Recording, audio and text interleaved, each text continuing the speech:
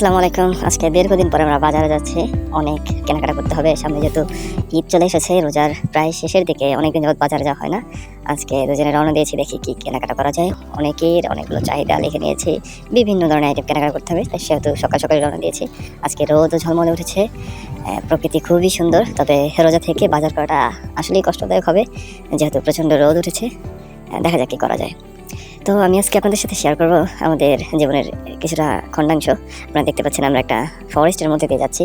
মূলত আমরা যেখানে বসবাস করি সেটা হচ্ছে একটা গভীর জঙ্গলের ভিতরে। এখানে লোকালয় আশেপাশে নেই বললেই চলে। 2-4-5 কিলোমিটারের মধ্যে আপনি কোনো মানুষ দেখতে পাবেন না। এবং আমরা যে ইফতার এবং সেহরি করি, এগুলো হচ্ছে আমরা আজান কোথাও শুনতে পাই না। যেহেতু আমার পার্শ্ববর্তী দেশ ভারত, তো ভারতে মসজিদ তেমন একটা নেই, যার কারণে সেখান থেকেও আওয়াজ শোনা যায় না আজানের। এবং আমাদের যে বাংলাদেশ, এই দেশের মধ্যে থেকেও আমরা এতটাই বিচ্ছিন্ন লোকালয় ছাড়া বাস করি যে আজান আমাদের জন্য একদমই শোনা যায় না। তারপর ইফতার করি, সেহরি করি আমাদের মোবাইলের টাইম দেখে। যাক, আলহামদুলিল্লাহ অনেকগুলো রোজা রাখতে পেরেছি। আমাদের আজকে প্রায় 25 থেকে 30 কিলোমিটার দূরে যেতে হবে বাজার করার জন্য। প্রায় প্রতিটি ক্যাম্পই আমাদের ক্ষেত্রে দুর্গম। তবে হ্যাঁ, কিছু কিছু ক্যাম্প আমাদের কাছাকাছি, বাজারের কাছাকাছি আছে।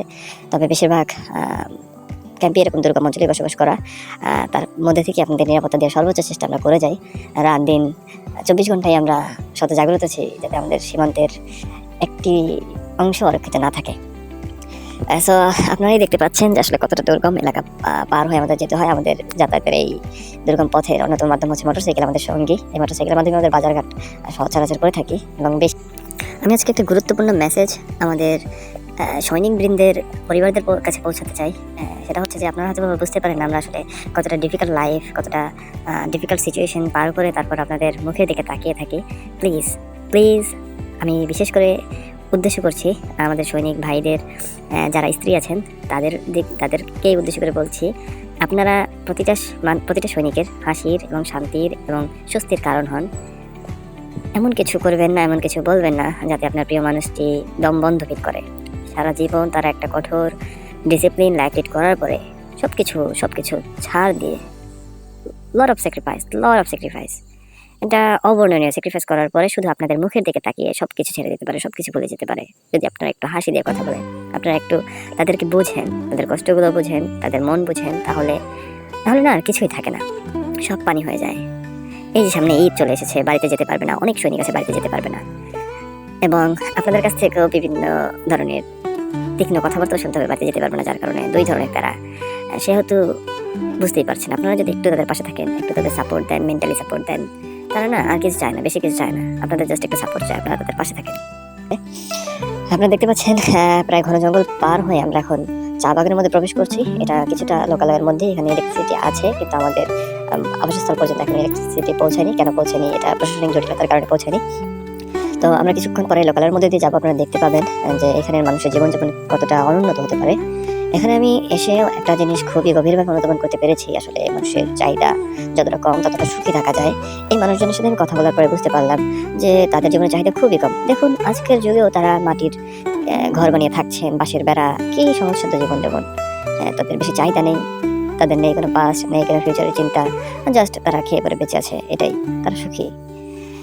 দেখতে পাচ্ছেন প্রায় গ্রামের শেষের দিকে আমরা একটু পরেই আরো শহর, যতটা পথে যাবো ততটাই শহরের মধ্যে প্রবেশ করব। চা বাগানের শ্রমিকেরা কাজ শুরু করে দিয়েছে। এখানে মূলত মহিলারাই কাজ করে, পুরুষেরা ঘরে থাকে এবং গরু বা অন্যান্য পশু পাখি যেগুলো আছে সেগুলো পালন করে, আর মহিলারা চা বাগানে কাজ করে, প্রচণ্ড কষ্ট করে। সারাদিন কাজ করলে 150 টাকা, 150 টাকা দৈনিক পারিশ্রমিক, এবং অন্যান্য কিছু সুবিধা আছে কোম্পানি থেকে দেয়। তো আমরা দেখতে থাকুন, আমাদের সাথেই থাকুন। আজকে দেখা যাক কি বাজার করতে পারি এবং কত দূর আমরা যাই। পথ অনেক দূর, প্রায় 25 কিলোমিটার রাস্তা। মোটরসাইকেলে যাওয়াটা সহজ ব্যাপার না, অনেক।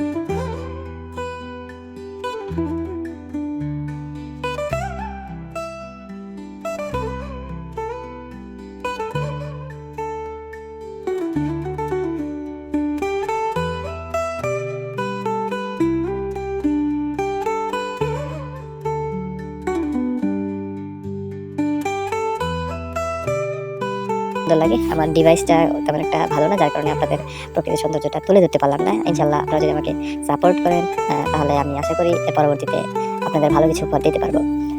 আমি কিছু কথা বলতে চাই।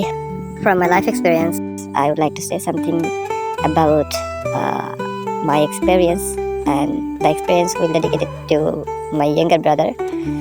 যারা টিনেজ আছেন তাদের উদ্দেশ্যে আমি কিছু কথা বলতে চাই।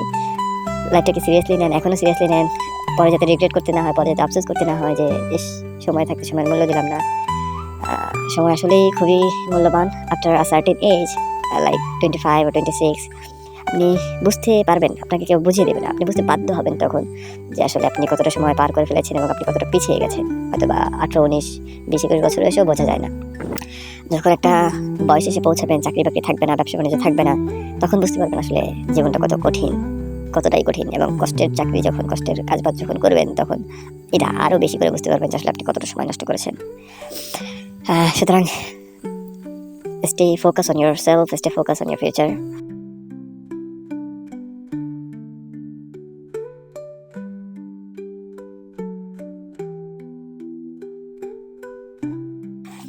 আমরা প্রায় লোকালের কাছাকাছি চলে এসেছি, যে আমরা মেইন রাস্তা ধরে যাচ্ছি এগিয়ে। দেখা যাক, প্রায় আরও 10-12 কিলোমিটার রাস্তা পার হয়ে আমাদের মেইন বাজারে আসতে হবে। এই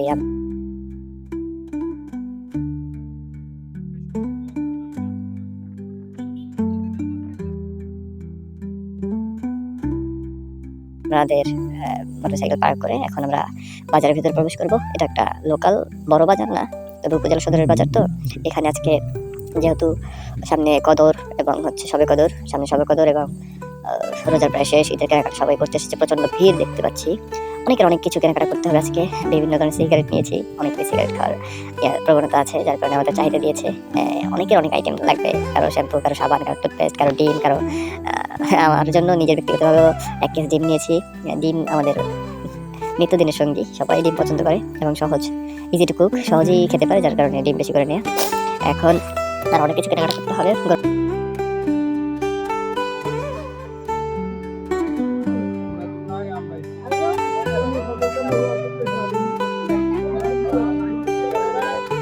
গরু মাংস নিয়েছি। এখানে গরু মাংসের দাম প্রচুর, আর এই এলাকার মানুষজন আমাদেরকে দেখলে না সবকিছু দাম কীভাবে যেন বেশি বেশি চায়। 800 টাকা কেজি গরু মাংস চেয়েছে, তাও আবার প্রতি কেজি গরু মাংসের সাথে 300 গ্রাম করে হাড়ের মাংস দিবে, হাড় দিবে। আবার মুরগি নিলাম, মুরগির দাম তুলনামূলক কম।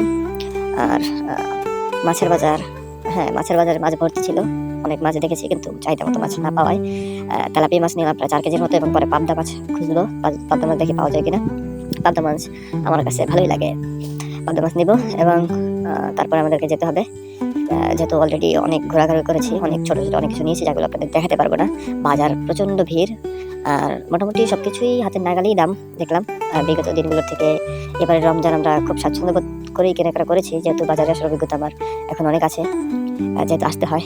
একটা সময় ছিল বাজারে যাওয়াটা যেতাম না, অনেক কিছু করতাম না, কিন্তু এখন করতে হয়, চাপে পড়লে করতে হয়। করবেন, আপনারা করবেন।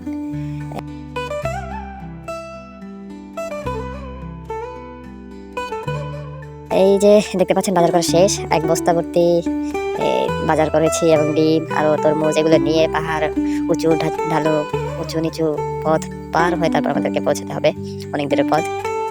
গ্রামের পরিবেশটা খুবই ভালো লাগে। প্রায় 1টার মতো বেজে গেছে, যেহেতু রোজা, খাবারের কোনো চিন্তা নেই, সেহেতু এদিক থেকে রিল্যাক্স আছি, খাওয়া দাওয়ার কোনো প্যারা নেই।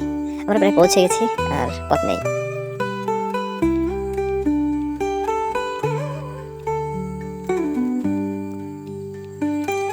আজকে এই পর্যন্তই। নিজে ভালো থাকবেন, প্রিয়জনকে ভালো রাখবেন। খোদা হাফেজ।